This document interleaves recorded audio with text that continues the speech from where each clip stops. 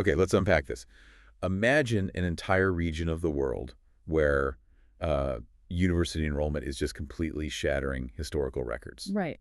where youth literacy is sitting at near 100%, but then incredibly, half of all primary school graduates can't actually read a basic sentence. It is a massive paradox. It really is. Welcome to the deep dive, everyone. Today, we are digging into a truly massive stack of World Bank data that you, our listener, provided for us. And, I mean, we really want to thank you for this. It is an incredible set of sources. Absolutely, because this isn't just, a simple spreadsheet. You've handed us this comprehensive development report outline covering the Latin America and Caribbean region. Specifically filtering out the high-income economies, which is an important distinction. Right, exactly. And it's tracking this massive 63-year timeline. We are talking from 1960 all the way to 2023. It is a staggering timeline to analyze. I mean, just looking at the visual design of the cover page you provided. That minimalist white background. Yeah, with that dark blue long-term GDP growth waveform running right through the center, it perfectly sets the tone for what we are about to do. It really does. Because our mission today for this deep dive is to extract the core narrative from this mountain of CSV data. We are looking at a multidimensional analysis here. We want to understand the physical mathematical reality of how a massive geographic region fundamentally rewired its economy. Rebuilt its cities. Right, and altered the very biological makeup of its population. So, looking at the executive summary you provided, the dashboard of indicators immediately highlights this profound tension. What's fascinating here is that the overarching narrative is one of extraordinary, undeniable human progress. But it's running perfectly parallel to incredibly stubborn systemic hurdles. Yeah, it's not a simple success story. Not at all. Over 6 decades, the region shifted its primary economic engine entirely away from agriculture and towards services. Which is huge. And they achieved massive wins in basic education, taking adult literacy from 77.3% in the 1970s up to roughly 95% today. But then the data immediately pulls you back down to earth, doesn't it? It really does. Because that same dashboard points out a fading demographic dividend, a deeply entrenched informal economy, high debt burdens, and escalating environmental emissions. It forces you to realize that development isn't just a straight line upward. Right. It's a constant friction between solving old problems and immediately creating new, vastly more complex ones. And that friction is most obvious when we look at the macro view of the economic growth. The roller coaster, basically. Let's get into those numbers. Because according to the data you gave us, the total gross domestic product of the region grew from $617.6 billion in 1960 A very different era. to a staggering $4.1 trillion in 2023. And because your data specifies this as in constant 2015 prices, we know we are looking at real physical expansion in the volume of goods and services. They aren't just inflating the currency. Exactly. The region genuinely multiplied its wealth several times over. But the growth rate mapped out in your charts is incredibly volatile. I mean, the line doesn't just trend up nicely. It violently snaps back and forth. It's highly reactive. Yeah, there's a massive red circle in your data around the year 2020 showing a brutal 6.5% drop in GDP. Obviously due to the pandemic shock. Right, but then it's immediately followed by a green arrow indicating a rapid 6.9% mechanical rebound in 2021 as the lights turn back on. And that volatility is a persistent theme across the decades. Developing economies are historically highly susceptible to global cyclical shocks. Like commodity price swings. Yes, and external debt pressures. But the absolute most crucial data point in this economic section isn't the total GDP. No, it's the per capita data. Exactly. Which is where the story gets incredibly frustrating for the individual living inside that economy. It really paints a different picture. Because the chart shows that despite the overall economy eventually reaching that $4.1 trillion mark, the GDP per capita hit a peak back in 2013 and then just, it flatlined. It has been stuck in a plateau for a full decade. So, as the listener, you have to ask yourself, if the macroeconomy is growing by trillions of dollars over the long term, why does the wealth of the average person just hit a wall? Where is that momentum going? Right. If the track is generally built up the side of a mountain, why are the individual roller coaster cars just sitting there? To understand that plateau, we have to look at the mechanism of productivity within the region's specific labor shift. Okay, break that down for us. Well, when a population moves from subsistence farming to low-tier urban service jobs, there is an initial massive spike in measurable economic value. Because they are suddenly earning actual cash. Exactly. You go from making almost nothing on paper in a rural village to generating a trackable, formal income in the city. So the data captures a fast burst of growth simply by changing the venue and the formalization of the labor. Yes. But once those millions of people are in the city, working primarily in the informal service sector, their productivity hits a hard ceiling. What do you mean by a hard ceiling? Well, a street vendor or an informal transit driver can only do so many transactions in a single day. Right, they're only 24 hours in a day. Exactly. Without the widespread introduction of advanced technology, high-value manufacturing, or formal business scaling, the individual worker's output stalls. So the overall economy continues to grow because the total population is growing. You simply have more people entering the workforce. But the individual slice of the pie stops expanding. That is exactly it. That makes perfect sense. The overall engine is getting bigger because they are adding more pistons, but each individual piston isn't firing with any more power than it did 10 years ago. Which forces us to look under the hood at the physical, structural shift of the labor force. Because the data you provided on industrial transition is staggering. We are talking about an entire society moving from farms to megacities in the space of a single human lifetime. The value-added share of GDP tells the story clearly. Agriculture plummeted. It really fell off a cliff. It went from representing roughly 30% of the economy in the 1960s to hovering around a mere 10% today. And the service sector stepped in to become the absolute dominant force. Your data notes that in 2023, the service sector's value-added growth rate was maintaining around 2.4%. They completely pivoted away from the fields. What's fascinating here is how the term service sector masks the reality on the ground, right? Oh, absolutely. When people hear services, they often picture, high-tech finance, corporate consulting, or software development. People working on laptops in coffee shops. Exactly. But in the context of this data, in low and middle-income economies, that umbrella heavily includes retail, transportation, hospitality, and a massive foundational layer of informal labor. So we are talking about the person selling goods on the sidewalk, the unregulated domestic worker, the day laborer? Yes, they are all technically making up that massive service sector pie chart. And the physical manifestation of this economic rewiring is urbanization. As agriculture modernized and required fewer hands, millions of people had no choice but to leave the rural economies. They migrated to cities seeking those service jobs. And the scale of that migration in your data is breathtaking. This region is one of the fastest urbanizing places on the globe. The charts show that between 22 and 27% of the total urban population now lives in massive city clusters. Megacities with populations over 1 million people. The economic theory behind megacities is efficiency, right? Theoretically, yes. You pack labor, capital, and consumers into a dense area. It reduces the cost of deploying infrastructure per capita, and it accelerates trade and consumption.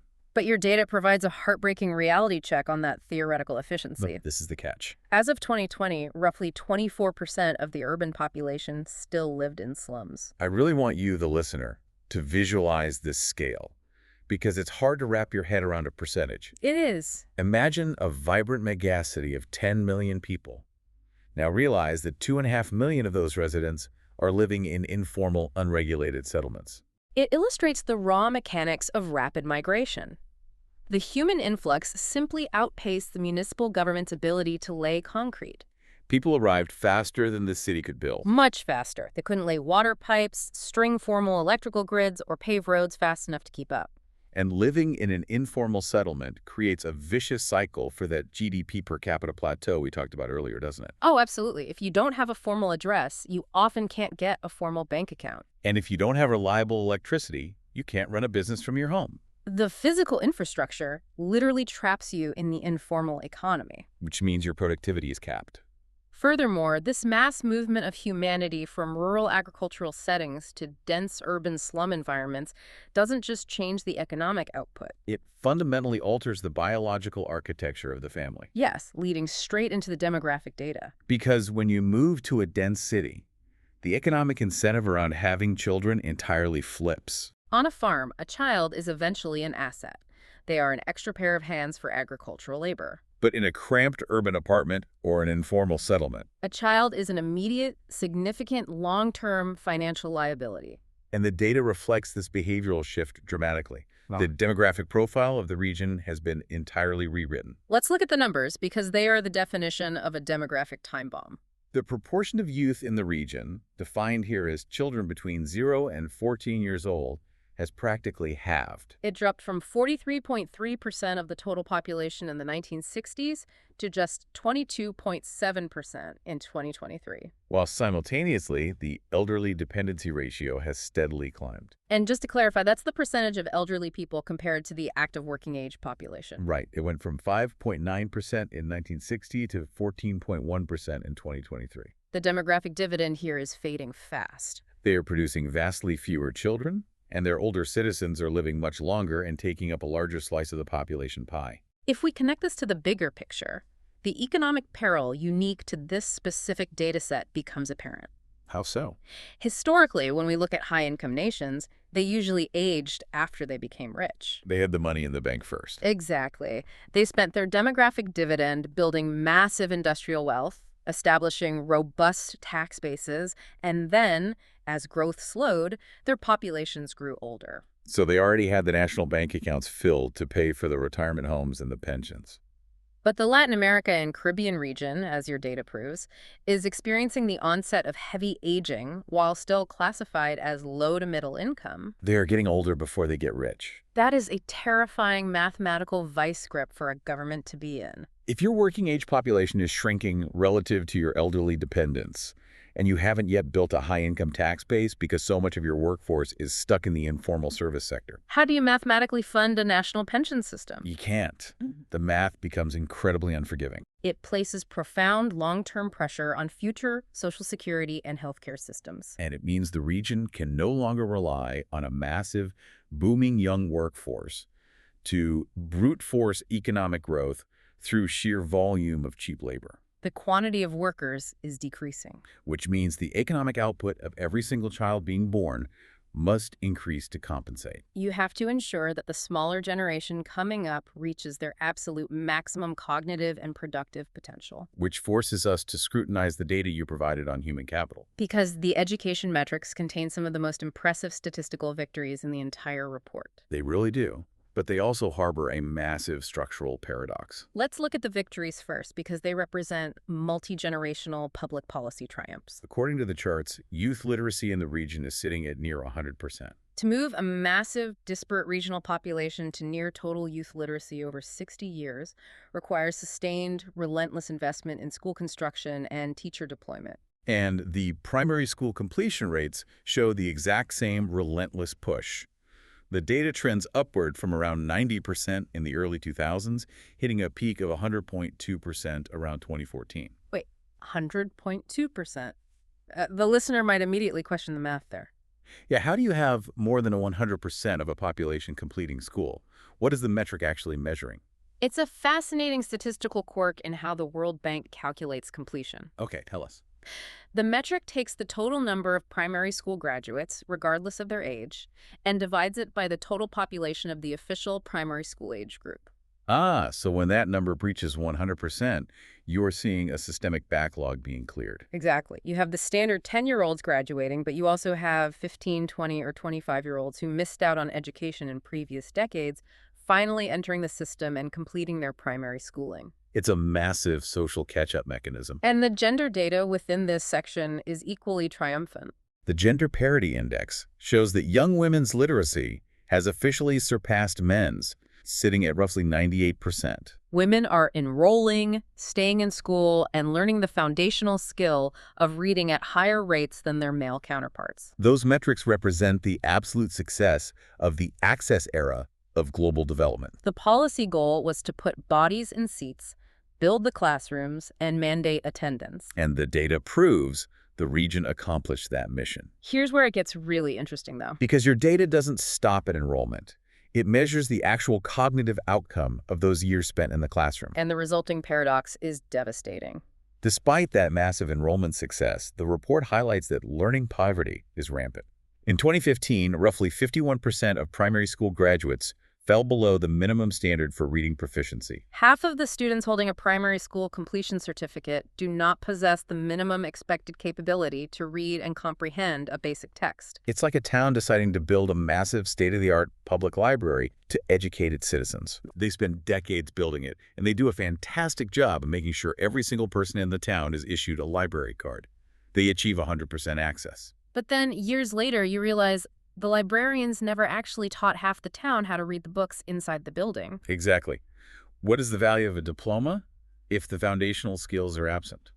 The mechanism of the failure is quality versus access. Right. The regions scaled the physical infrastructure of schooling, the buildings, the desks, the attendance mandates, but they failed to scale the pedagogical quality. You could force a child to sit in a room for 6 years, but if the teacher is undertrained or if the curriculum is misaligned, Or if the classroom has 50 students to one instructor, then the cognitive capital is never built. and if 50% of your primary graduates can't parse a basic text, how on earth do you transition them into the high-value, formal, digital service economy we know the region desperately needs? The diploma becomes a hollow piece of paper. But building cognitive capital isn't just about putting a better textbook in front of a child or training a better teacher. It goes deeper than that. If that child is falling asleep at their desk because they are fundamentally malnourished, or if they are frequently absent due to preventable diseases, the education data is moot. Which forces us to look at the biological foundation of this workforce. A public health data. And yet again, the sources present this incredibly stark dichotomy between massive historical wins and deeply entrenched structural failures. The life expectancy transformation is undeniable. It is a phenomenal leap. Women jumped from an average life expectancy of 58.2 years in 1960 all the way to 78.3 years in 2022. That is 20 extra years of human life generated in just a few generations. And men went from 52.3 years to 71.4 years. We also see massive victories at the beginning of life. The under 5 mortality rate dropped from roughly 42 per thousand in 1990 down to about 15 per thousand in 2022. That's a drop of over 60%. Fewer infants are dying, and the adults are living 2 decades longer. By any historical standard, that is a triumph of modern medicine, sanitation, and public health policy. But the data explicitly categorizes the current state of health as unfinished business. Because despite the prolonged lifespans, the region is still fighting incredibly stubborn old ghosts. Look at the composite data on childhood nutrition and disease. Right. While overall childhood stunting has improved, the charts show that childhood anemia remains startlingly high, sitting at roughly 20.1% as of 2021. 1 in 5 children is anemic. Furthermore, the HIV infection rate among 15 to 49-year-olds hasn't been eradicated. It has actually ticked up slightly since the 1990s, sitting at 0.5% in 2022. This raises an important question regarding resource allocation. How so? Well, how does a regional government manage its medical ledger when it is forced to fight a two-front war? Because life expectancy has jumped into the late 70s, the medical system must now suddenly manage the incredibly expensive complex diseases of aging. Exactly. They have to build specialized oncology wards, treat Alzheimer's, manage chronic cardiovascular issues, and fund long-term geriatric care. Which requires highly trained specialists, expensive diagnostic machinery, and long-term pharmaceutical subsidies. That is the first front. But on the second front, as the childhood anemia and HIV data show, the medical system is simultaneously still fighting fundamental nutritional deficiencies. And infectious diseases that typically plague lower-income, underdeveloped infrastructure. They are trying to fund cutting-edge gerontology while still struggling to get enough basic dietary iron into the bloodstreams of 20% of their toddlers. It is stretching the healthcare dollar in two completely opposite directions at once. And if 20% of your youth are anemic, their cognitive development is biologically hampered before they even step foot into those primary schools we just discussed. The health data and the education data compound each other. They really do. Which brings us to the ultimate proving ground for all of this human capital, the labor market. You spend decades keeping these citizens alive, you put them through school, and then they enter the economy. And the data you provided on gender in the labor market is perhaps the most revealing section of this entire report. Historically, female labor force participation in this region was incredibly low. The 1960 data shows only 19.9% of women over the age of 15 were in the labor force. But the societal shift over the next 6 decades was seismic. By 2023, that number had surged to 51%. More than half the female population is now actively participating in the economy. And the political representation mirrors that momentum. The bar charts tracking parliamentary seats show a steady increase in female political power.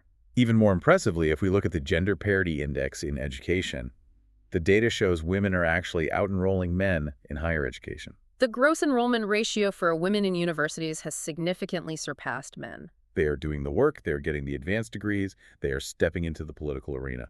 Based on traditional development economics, the supply side of the labor equation did everything perfectly. The female workforce became highly educated, highly literate, and ready to deploy into high-value sectors. So what does this all mean when they actually hit the job market?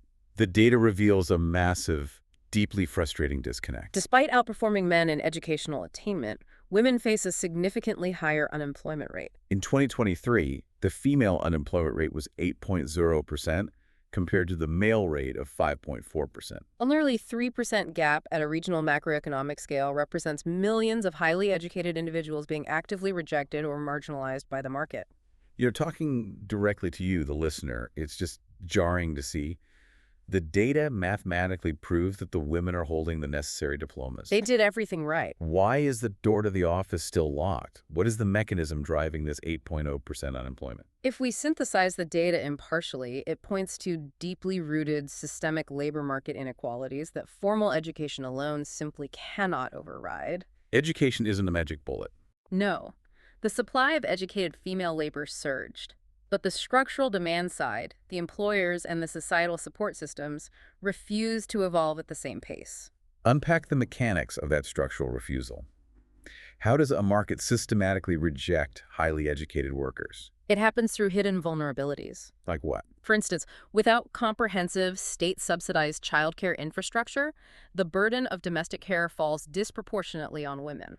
So even with a university degree, if a woman cannot secure reliable childcare, she is often forced out of the formal, full-time labor market. Exactly. She's pushed into the informal, part-time service sector, which is highly volatile and often doesn't register as formal employment. Or she drops out of the labor force entirely, increasing the unemployment metrics. Furthermore, legacy hiring networks and deeply ingrained biases in male-dominated industries actively resist the influx of female talent, regardless of their academic credentials. So the library card isn't enough if the structural layout of the town prevents you from ever walking to the library. That's a great way to put it. And leaving that massive tool of educated talent on the table, especially when your demographic dividend is fading and you mathematically have fewer young workers overall, seems like an economic misstep the region simply cannot afford. It is a massive inefficiency. If they want to transition to a high-value economy, they must absorb that female human capital. And transitioning to that new economy requires a new physical foundation.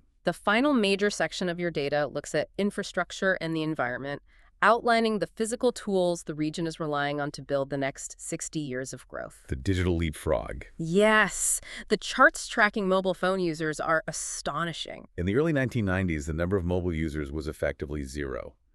Cut to 2021, and there are over 500 million mobile phone users in the region. The mechanism of this leapfrog is fascinating. Developing regions didn't have to wait decades to dig trenches and lay copper landline wires to every remote rural village or sprawling urban slum. They skipped an entire generation of legacy physical infrastructure and went straight to building cellular towers. And that mobile penetration fundamentally altered the economic landscape. The data highlights how this connectivity laid the groundwork for massive digital financial inclusion. Millions of people operating in that massive informal service sector, the street vendors we talked about earlier, suddenly gained access to mobile payment accounts. Without ever needing to walk into a physical bank branch. It allowed the informal economy to participate in instantaneous, trackable financial transactions. But the data provides a severe reality check on the cost of this modernization. This digital growth has not been green. No, the environmental metrics show a steady, undeniable rise in greenhouse gas emissions, perfectly tracking alongside the economic expansion. The multi-layer area chart shows significant increases in agricultural methane. Which proves that even though agriculture's share of the GDP shrank to 10%, the absolute environmental intensity of the farming they do is still growing. And the most concerning metric for the future resilience of the region is the energy composition, The data shows that despite some utilization of renewable sources, the overarching economy remains heavily tethered to fossil fuels. which account for over 70% of total energy consumption.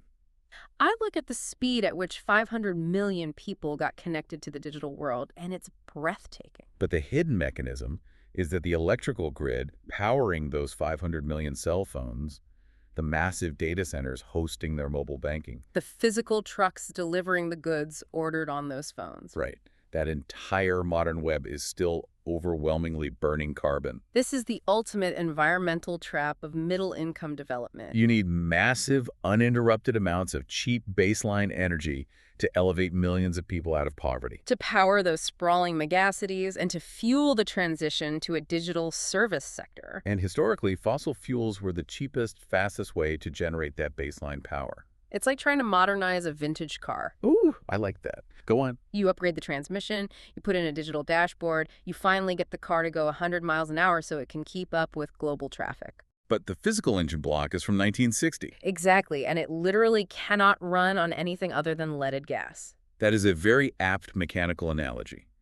The region faces immense global pressure to decarbonize its energy grid to fight climate change. A crisis that disproportionately threatens their own agricultural stability and coastal megacities. But they cannot simply turn off the fossil fuel tap without stalling the economic engine they need to support their aging population and clear out their urban slums. Which brings us to the culmination of all this data. You provided an incredibly concise conclusion in your sources, synthesizing these 60 years of disparate threads into 4 actionable policy pillars for the region's future. Let's break these down for the listener based strictly on the report's findings. The first pillar targets the macroeconomy. The region must structurally transition its massive service sector away from low-tech, informal labor and pivot toward high-value, formal digital services. They have the phones and the connectivity. Now they need the formal digital jobs to match the hardware. The second pillar addresses the demographic reality. Social safety nets, particularly pensions and healthcare systems, must be urgently adapted. The aging population is an impending mathematical certainty. The infrastructure must be re-engineered before the elderly dependency ratio completely overwhelms the shrinking working-age tax base. The third pillar focuses on human capital. Education policy must execute a hard pivot from access to quality. The era of merely celebrating 100% enrollment is over. The institutional focus must now be exclusively on ensuring actual learning, eradicating that 51% learning poverty rate so that the diplomas translate into genuine cognitive capital. And the fourth pillar confronts the environmental trap. Policy must aggressively tackle the rising agricultural methane emissions and rapidly decarbonize the energy grid. Fundamentally breaking that 70% fossil fuel dependency to ensure long-term resilience. The visual summary you provided at the end of the report perfectly captures this mission. It's a map of the Latin America and Caribbean region connected to 4 distinct words: digitalization, greening, inclusivity, and resilience. It is a formidable roadmap for the next 60 years. And as we wrap up this deep dive, I want to leave you, our listener, with a final, lingering thought to mull over based on the incredible data you shared with us. The data certainly provides a rich foundation for speculation. It does. Think about this. Your data mathematically proves that this region is capable of conquering massive, seemingly impossible hurdles. In just a few generations, they effectively wiped out basic illiteracy. They connected 500 million people to a digital grid from scratch, and they fundamentally altered biology to add 20 years to the average human lifespan. Those are monumental feats of collective, systemic effort. So what happens when this incredibly connected, increasingly female-educated, digitally savvy population suddenly demands a labor market and a political economy that actually matches their unfulfilled potential? The old demographic window of cheap, massive young labor has definitively closed. But looking at the digital leapfrog and the sheer volume of higher education access, a brand new window of highly networked digital human capital is just cracking open. The question isn't whether the population has the potential. The 60 years of data proves they absolutely do. The question is whether the legacy structures of the economy can evolve fast enough to let them finally unleash it. An incredibly vital question to carry forward. Until next time, keep diving deep.